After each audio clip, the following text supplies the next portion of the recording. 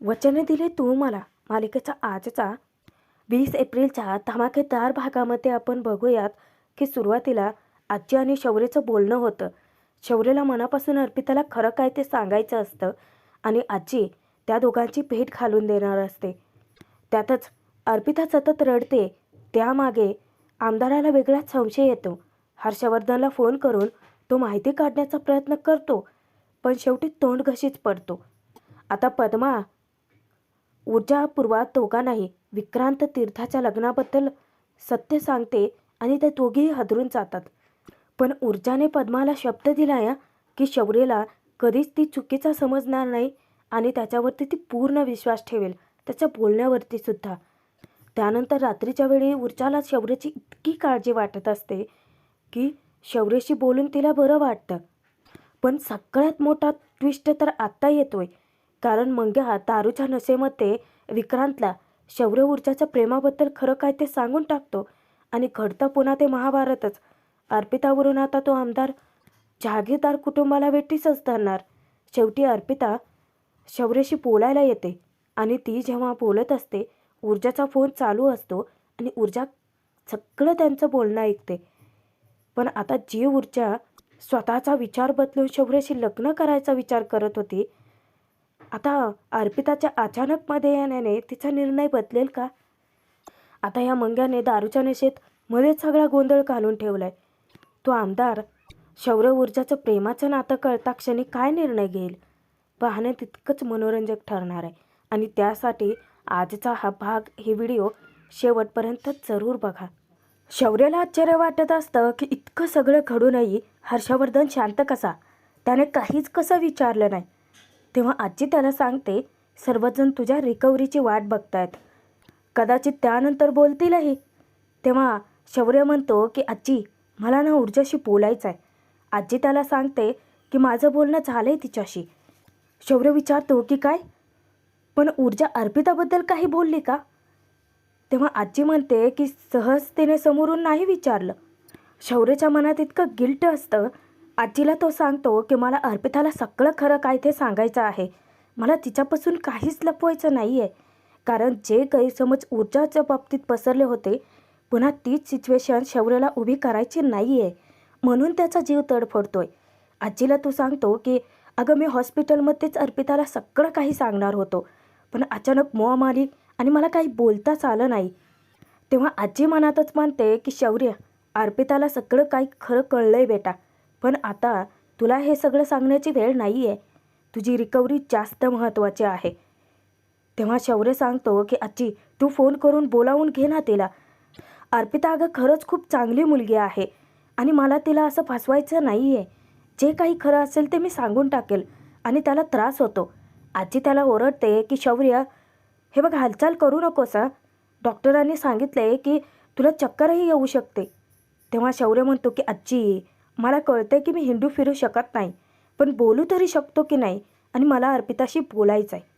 त्याचा फक्त एकच हट्ट असतो. तुला माहिती आहे का आजी की ऊर्जा माझ्याशी हॉस्पिटलमध्ये किती गोड बोलली अगं, पण मध्येच अर्पिता आली. मला ना ऊर्जाच्या नजरेला नजर देऊन सांगायचं आहे की मी कोणाचीही फसवणूक करत नाही आहे. बघ मी अर्पिताला सुद्धा सगळं खरं काय ते सांगून टाकलंय. ऊर्जालाही आजचे कळू देत की माझं प्रेम खरं आहे ते. मला तिला सगळं खरं सांगायचं आहे. तेव्हा आजी म्हणते की हे बघ, तू ऊर्जाला भेटायच्या आधी मी अर्पिता आणि तुझी भेट घडवून आणेन. आता कुठे शौर्याचं मन शांत होतं. त्यानंतर रात्रीच्या वेळी ऊर्जा रागातच घरी परतते. तिची पर्स, तिचं कोट आहे त्या जागी व्यवस्थित ठेवते आणि जेव्हा ती बसते ना शांत, पण तिचं मन खूप अस्वस्थ असतं आणि डोक्यात राग भरलेला असतो. पूर्वा येऊन तिला विचारते की आत्ताच चहा केलाय, तुझ्यासाठी आणू का? ऊर्जा रागातच म्हणते की नको. ऊर्जा विचारते की मंग्या तुला बोललाय का काही, म्हणजे हॉस्पिटलबद्दल तू सांगितलं का त्याला? तेव्हा पूर्वा सांगते की हो अगं, गावावरून तो परत आला की इथेच आला, तुझ्याबद्दल विचारत होता. मग काय, जे घडलं ते मी सांगितलं आणि असा काही रिॲक्ट झाला की का मला तुझ्याबद्दल विचारत होता. मी सांगितलं की तू कोर्टात गेली आहेस, तुझ्याकडे आला होता का तो? तेव्हा ऊर्जा म्हणते की हो. पूर्वा विचारते की काही म्हणाला का तो तुला? तेव्हा ऊर्जा सांगते की जाऊ देत ना आई, इतकं विचित्र बोलत होता ना तू आज. परत ती स्वतःच म्हणते की जाऊ देत, होईल त्याचा तो नॉर्मल. आणि आई दुसरी एक गोष्ट घडली आणि माझं डोकंच चटकलं अगं. अगं खात्रींचा तो माणूस एकदम विचित्रच निघाला. म्हणजे त्याचे केस आहे ना ती पूर्णपणे चुकीचे, त्याची बिचारी ती बायको. तेव्हा पूर्वा विचारते की मग काय केलंस तू. ऊर्जा सांगते की नाही केस फाईल केले मी. मग काय टाळलं मी त्याला. आता पूर्वा इतकी ओरडते ना ऊर्जाला, चांगलीच कान पिळते तिचा. ऊर्जा हे बघ अगं, तू ना काही दिवस स्वतःच्या भावनांना आवर घाला आणि प्रॅक्टिकली विचार कर बरं. अगं खत्रे सरांचं किती मोठं कर्ज आहे आपल्या डोक्यावरती. तुला केसच फाईल करायचे होते ना फक्त, मग तेवढंच काम करायचं. बाकी त्या बाईच्या आणि त्या माणसाच्या नशिबाने त्यांच्या आयुष्यात जे घडेल ते घडेल. तिथे तुला लक्ष द्यायची काय गरज आहे. आणि इथे मला पूर्वाचा मुद्दा बरोबर वाटते हा. प्रत्येक ठिकाणी तरी ऊर्जा जाऊन स्वतः सगळं व्यवस्थित नाही ना करू शकत. त्यांचं बोलणं चालू असतानाच नेमकी पद्मा तिथे येते. पद्मा ऊर्जाला सुखरूप पाहते आणि तिच्या जीवात जीव येतो. ती येऊन विचारते की ताई, तू ठीक आहेस ना, तुला काही झालं तर नाही आहे ना. अगं मला आत्ता आल्यानंतर कळलं सगळं. ऊर्जा तिला धीर देते की पद्मा घाबरू नकोस, मी आणि शौर्यसुद्धा ठीक आहोत. तेव्हा पद्मा विचारते की काय, शौर्यदादा पण सुखरूप आहेत, तू बोललीस का त्याच्याशी.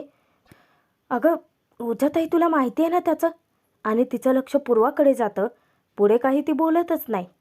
आता पद्माला शौर्यबद्दल काय सांगायचं आहे ते ऊर्जा पूर्वा दोघींनाही कळून चुकतं. पूर्वा बहाणा करते की पद्मा तुम्ही दोघी बसा, मी चहा घेऊन येते. सुरुवातीला पद्मा सांगते की नाही नको राहू देत काकू. पण पूर्वा म्हणते की अगं आणते ना. ती किचनमध्ये निघून जाते. आणि आता शौर्यबद्दलच नाही तर हर्षवर्धनच्या एका गोष्टीचाही पद्माकडून खुलासा होतो. कारण पद्माला बोलता बोलता ऊर्जा म्हणते की शौर्यचं लग्न त्या शिर्केच्या मुलीशी ठरलंय हे कळलंय मला. तेव्हा पद्मा सांगते की हो त्या अर्पिताशी. पण शौर्यदादांनी स्वतः ठरवलेलं नाही आहे हे लग्न, त्याच्या घरच्यांनी ठरवलं आहे. आणि शौर्यदादाचं तर तिच्यावर प्रेम पण नाही आहे. आणि इतकंच नाही तर शौर्यदादाच्या बहिणीचं म्हणजे तीर्थाताईंचं लग्न हे शिर्केच्या मुलाशी तर विक्रांतशी ठरलं आहे. ऊर्जा पार हादरूनच जाते. आणि तीच गोष्ट पूर्वानेही ऐकलेली असते. दोघेंनाही प्रचंड मोठा धक्का बसतो. पूर्वा येऊन विचारते की काय, हर्षवर्धन जहागीरदाराच्या मुलीचं लग्न त्या घाणेरड्या मुलाशी. हा माणूस इतक्या नीच पातळीला उतरेल असं वाटलं नव्हता. त्यावर पद्मा म्हणते की बहुतेक हर्षवर्धन सरांना त्याबद्दल काही माहितीच नसेल. तेव्हा पूर्वा वैतागते की पद्मा असं काही नसेल. आणि आता कुठे ऊर्जा धागेदोरे जुळवण्याचा प्रयत्न करते. ती सांगते की आई पद्माचं अगदी बरोबर आहे. विक्रांत कसा मुलगा आहे ते शौर्यालासुद्धा माहीत नसेल. कारण तेव्हा कर्नल पाटकरांच्या घरात आम्ही जेव्हा CCTV फुटेज बघितलं ना ते पाहून तो इतका अपसेट झाला होता. तिला तो प्रसंगही आठवतो. तेव्हा शौर्याच्या डोळ्यात फक्त पाणी होतं. अगं आई तूच विचार कर, आपल्या बहिणीचं लग्न अशा गुंडाशी होतंय म्हटल्यानंतर कोणीही अपसेट होऊ शकतं ना. तेव्हा पद्मा ठाम विश्वासाने सांगते की शौर्यदादा लग्न होऊच देणार नाहीत. ते काहीही करतील पण तीर्थाताईचं लग्न विक्रांतशी होऊच देणार नाहीत.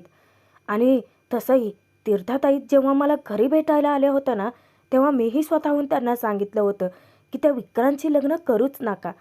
तो प्रसंगही पद्माच्या नजरेसमोर उभा राहतो. पद्मा बोलता बोलता ऊर्जापूर्वा दोघींनाही 1,00,000 मोलाचा सल्ला देते. हे बघा, जर शौर्यदादा तुम्हाला काही सांगायला आला असेल, बोलायला आला असेल ना तर डोळे झाकून त्याच्या बोलण्यावरती विश्वास ठेवा. कारण तो कधीच वाईट नाही आहे आणि नव्हताही. मी गेले कित्येक वर्ष त्या घरात काम केलं आहे आणि त्या घरात फक्त हर्षवर्धन साहेबच कठोर आहेत. बाकी सगळे मनाने खूप चांगले आहेत. आणि तुम्ही जर विजयाबाई साहेबांचं म्हणत असाल तर त्या कठोर वागल्या कधी कधी माझ्याशी. पण बहुतेक कधी मी त्या घरातली फक्त नोकर असेल म्हणून तसं वागले असतील. पण अर्पिताताई, तीर्थाताईंच्या मैत्रिणी, आदित्यदादा, शौर्यदादाचे मित्र यांच्याशी त्या किती गोड बोलायच्या, किती छान वागायच्या. आणि शौर्यदादाचं जर म्हणचाल तर शौर्यदादा अख्ख्या घराचं टाईट आहेत. तेव्हा ऊर्जा पद्माची समजूत घालते की हे बघ, कोणी आपल्याशी असं चांगलं वागलं असेल त्याच्यावरून ठरवायचं नसतं पद्मा. म्हणजे आपल्या बरोबरीचाही नसेल, पैशाने, परिस्थितीने. तशा परिस्थितीत जो आपल्याशी चांगला वागतो ना, खरं तर तोच माणूस मुळात आपला असतो. आणि तू काळजी करू नकोस. म्हणजे त्या घरातली माणसं कशी आहेत याचा अंदाज आला आहे आम्हाला. पण शौर्यबद्दल जर तू बोलत असशील तर मी त्याच्यावरती पूर्ण विश्वास ठेवेन. मी भेटेनही आणि त्याच्याशी बोलेनसुद्धा. तेव्हा पद्मा इतकी खुश होते. पूर्वा मनातच विचार करते की पद्मा म्हणते त्या घरातली माणसं खूप चांगली आहेत मनाने. आणि दिव्याच्या बोलण्यावरून वेगळंच काहीतरी वाटत होतं. नक्की काय आहे तिथे? इकडे अर्पिता अजूनही रडतच असते. शौर्याचा विचार करत असते. इतक्यात आमदारच तिथे येतो आणि तो अर्पिताला हाक मारतो की अपू काय झालं बाळा? पण जेव्हा ती स्वतःचे अश्रू पुसते ना, तेव्हा त्याला मात्र डाऊट येतो हा. तो फिरून तिच्या जवळ येऊन बसतो की बाळा काय झालं आहे तुला नक्की? काय रडतीयेस? तेव्हा अर्पिता सांगते की काही नाही पप्पा, शौर्याची काळजी वाटते. तेव्हा आमदार विचारतो की हत्तीचा एवढंच? अगं पण तो बरा झालाय की नाही? अगं त्याच्या तब्येतीमध्ये सुद्धा किती झपाट्याने सुधारणा होते. मग का उगाचच काळजी करतेस तू? चल आपले डोळे पुस बरं आणि हसा हसा. तेव्हा अर्पिता हसते, पण शेवटी तिच्या डोळ्यातले अश्रू थांबतच नाहीत आणि ती तेथून ताडकन उठून निघून जाते. आमदार तिथे विचार करतो की बाळा, बाप आहे मी तुझा. तू मला मूर्ख नाही बनवू शकत. माझ्या बाळाच्या डोळ्यात पाणी येणे इतपत काय झालंय नक्की? बघावं लागेल. हा आमदार डायरेक्ट फोन करतो, तो म्हणजे हर्षवर्धनला. हां, पण सरळ हाताने हा घास खात नाही हा, तर उलटा फिरवून खातो.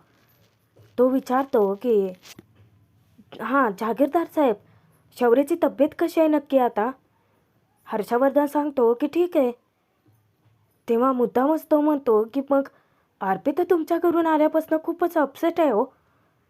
तो फक्त खरं काय ते काढून घेण्याचा प्रयत्न करतो. आणि पंगा कुणाशी घेतोय हा? तर हर्षवर्धन जहागीरदारशी, जो मुरलेला वकील आहे. तो सांगतो की काय कदाचित तिची शौर्यसोबत भेट झाली नाही म्हणून असेल. तो विचारतो की काय भेट झाली नाही? हर्षवर्धन सांगतो की हो, कारण ती जेव्हा आली तेव्हा तो झोपला होता. आमदार विचारतो की अच्छा असं आहे का? हर्षवर्धन सांगतो की आमदार साहेब, अहो हे घर अर्पिताचंच आहे. ती कधीही येऊन शौर्याशी भेट घेऊ शकते. आमदार मुद्दामच म्हणतो की बघा ना, आता ते तिला कळायला हवंय की नकोय. उगाचच इथे येऊन रडत बसली. हर्षवर्धन थोडासा पॅनिक होऊन विचारतो की काय रडत होती? तेव्हा आमदार सांगतो की हो रडत होती ती. हर्षवर्धन म्हणतो की जरा जास्तच काळजी करते वाटतं अर्पिता. तिला सांगा की शौर्य सुखरूप आहे, त्याला काहीच होणार नाही आहे आणि इतकं पॅनिक व्हायची गरज नाही आहे. त्यावर आमदार म्हणतो की अहो जहागीरदार साहेब, असं कसं काय म्हणता तुम्ही? शौर्य तिचा होणारा नवरा आहे, काळजी तर वाटणारच ना तिला. तेव्हा हर्षवर्धन म्हणतो की हो ते पण अगदी बरोबरच आहे. आता हा आमदार दुसऱ्या विषयाला फाटे फोडतो. तो विचारतो की बरं मला सांगा की केसचं निकाल कुठपर्यंत आलाय? नाही म्हणजे होम मिनिस्ट्री जर प्रेशर टाकलं तर उद्याच्या उद्या तो हल्लेखोर सापडू शकतो आपल्याला. तेव्हा हर्षवर्धन म्हणतो की गरज नाही. होम मिनिस्ट्री प्रेशर टाकायची काहीच गरज नाही आहे. हर्षवर्धन जहागीरदारच्या मुलाची केस आहे आणि तितकं प्रेशर त्यांच्यासाठी पुरेसं आहे. बिचारा आमदार कसला तोंडघशी पडला ना.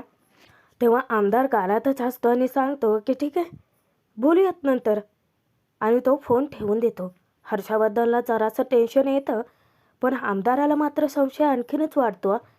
तो विचार करतो की ही पोरगी रडते सतत, बोलायला काही तयार नाही आहे आणि हा माणूस तर नुसतं गोडगोडच बोलतोय.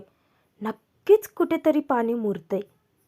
त्यानंतर रात्रीच्या वेळी ऊर्जा झोपलेली असते खरी, पण हिला झोपच लागत नाही. सतत शौर्याचा विचार करत राहते.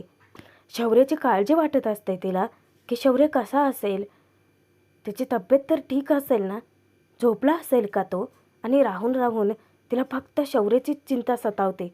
शेवटी ती उठते, विचार करते की शौर्याचा काही फोन मेसेज वगैरे आला असेल तर. ऊर्जाने तर दिवसभरात त्या फोनकडे लक्षही दिलेलं नाही आहे आणि म्हणूनच ती उठून येते, लॅम्प चालू करते, आपला फोन चेक करते ना शौर्याचा कॉल आलेला असतो ना मेसेज. बिचारीचा चेहरा पडतो पण तिचं मन आता विचार करतं की शौर्याला फोन करू का डायरेक्ट. नको नको, पण तो झोपला असेल तर फक्त मेसेजेस टाकू का. नाही नको, राहू देत. पण तिकडे शौर्य झोपलेला नसतो तोही ऊर्जाच्या फोनची किंवा मेसेजचीच वाट पाहत असतो. शौर्य विचार करतो की ऊर्जाला फोन करू का डायरेक्ट. पुन्हा त्याचं मन त्याला सांगतं की नाही नको, राहू देत. झोपले असेल तर फक्त मेसेजेस करतो, कदाचित उठल्यानंतर रिप्लाय देईल ती. आणि म्हणून तो जेव्हा मेसेज टाकतो तिला, आता ऊर्जा लॅम्प बंद करून गुपचूप झोपायला जाणार असते, पण इतक्यातच नेमका तिचा फोन वाजतो. आणि जेव्हा ती फोनची स्क्रीन बघते, शौर्याने मेसेज पाठवलेला बघता क्षणी काय तिचा आनंद. शौर्याने मेसेज केलेला असतो की जागी आहेस का, तेव्हा ऊर्जा रिप्लाय देते की जागी आहे. शौर्य पुन्हा मेसेज करतो की फोन करू का मी, तेव्हा ऊर्जा सांगते की थांब मी स्वतःच लावते. आणि जेव्हा शौर्य तो मेसेज वाचतो इतका खुश असतो, इकडून ऊर्जा स्वतः फोन करते. जेव्हा शौर्य तिकडून हाय बोलतो ना, तेव्हा इतकी खुश होते. झालं. शौर्याला ती विचारते की शौर्य बरा आहेस ना तू, ठीक आहेस की नाही, आणि इतक्या उशीरपर्यंत तू जागा कसा काय, जेवण वगैरे केलं आहे ना, गोळ्या औषध व्यवस्थित घेतलेत की नाही. तेव्हा शौर्य हसतो आणि सांगतो की ऊर्जा अगं किती काळजी करशील, तू मला सांग की तुला काय झालं आहे. तेव्हा ऊर्जा रुजते आणि विचारते की मला कुठं काय झालं आहे. शौर्य म्हणतो की कोर्टात गेली होतीस ना. ऊर्जा विचारते की तुला कसं कळलं. हो. तेव्हा शौर्य हसतो आणि म्हणतो की बरं मला सांग काय झालं नक्की तिथे. तेव्हा ऊर्जा सांगते की अरे खत्री सरांनी मला एक केस फाईल करायला सांगितली आहे, त्यात तो माणूस पूर्णपणे चुकीचा आहे आणि ती जी बाई आहे त्याची बायको ती निर्दोष आहे अरे. आणि तरीही खत्री सर मला सांगतायत की त्याच्या बाजूने केसही फाईल कर आणि त्या बाईला नोटीसही पाठव. मला नाही फाईल करायची अशा माणसाबद्दल केस. तेव्हा ऊर्जाला तोच सल्ला देतो की अगं मग खत्री सरांना सांगून टाक. तेव्हा ऊर्जा विचारते की पण ते चिडणार नाहीत का. शौर्य सध्या तरी तिला समजावतो की हे बघ अगं चिडलेत ते चिडू देत, तुझ्या मनाला जर पटत नाही आहे ती गोष्ट तर करतेस कशाला. ऊर्जा बोलता बोलता शौर्याला म्हणते की शौर्य आपल्या आयुष्यात अशा काही गोष्टी घडतात ना ज्या की आपल्या मनाला पटत नाही तरीसुद्धा आपण करतो. आता शौर्य भस्कन तिला काय विचारतो माहिती आहे की मग लग्न कर माझ्याशी, तुझ्या मनाला पटत नसेल तरीसुद्धा. तेव्हा ऊर्जा रागवत नाही उलट हसत सुटते. शौर्य तिची माफी मागतो की सॉरी, मी नव्हतं बोलायला पाहिजे ना. तेव्हा ऊर्जा हसते आणि सांगते की शौर्य मी तुझ्याशी नंतर बोलेन, आणि ती फोन ठेवून देते. पण तिच्या चेहऱ्यावरचं हसू मात्र गायब होत नाही तेव्हा ऊर्जा मनात विचार करते की शौर्य 2 शब्द काय मी तुझ्याशी बोलले, किती बरं वाटतंय मला, चेहऱ्यावरती हसू येतं आहे माझ्या. पण कदाचित संपूर्ण आयुष्य मी तुझ्यासोबत काढू शकत नाही हे कळलंय मला, आणि तेही तितकंच खरं आहे. शौर्यसुद्धा तिकडे विचार करतो की ऊर्जा तुझ्याशी 2 वाक्य काय बोललो, सगळं पेन गायब झाल्यासारखं वाटते. मी औषधांनी बरा होणार नाही आहे ऊर्जा, माझं औषध फक्त तू आहेस. तुझ्याशी थोडं बोललो तर किती छान वाटतंय मला. भाग जरी संपत असला ना तरीसुद्धा पुढील भागात मात्र मोठा ट्विस्ट आला कारण मंग्या तारूच्या नशेत विक्रांत आणि त्याचा मित्र गौतम समोर सगळं काही ओकून मोकळा होतो की घाबरत नाही मी, कोणाच्या बापालाही घाबरत नाही. त्या शौर्य जागीरदारला ना आता कच्चा फाडून खातो. विक्रांत विचारतो की अरे पण झालंय काय नक्की, कशाला उगाच चिडलाय त्याच्यावरती. तेव्हा हा मूर्ख सांगून टाकतो की माझी ऊर्जा त्याच्या प्रेमाच्या जाळ्यात अडकली आणि आता तिला त्याच्याशीच लग्न करायचं आहे. आत्ता या विक्रांतला चांगलाच क्लू मिळाला असेल ना की अर्पिता अपसेट का होती त्याचा. ऊर्जा शौर्याला फोन करते. शौर्य तिच्याशी बोलत असताना नेमकी अर्पिता तिथे येते. शौर्य तिला बोलावून घेतो की बोल अर्पिता ये. आणि अर्पिता रडायला लागते की शौर्य मी तुझ्यावरती खरंच खूप मनापासून प्रेम केलं आहे. आणि नेमकं आता ते ऊर्जा ऐकते, पण ऊर्जा आता कोंडीत सापडले, काय करेल विचार. आणि आता मंग्याकडून शौर्य ऊर्जाच्या प्रेमाचं सत्य विक्रांतलाही समजलंय. मग अर्पिता अपसेट का आहे याचं कारण आमदाराला कळल्यानंतर तो काय निर्णय घेईल पाहणं तितकंच मनोरंजक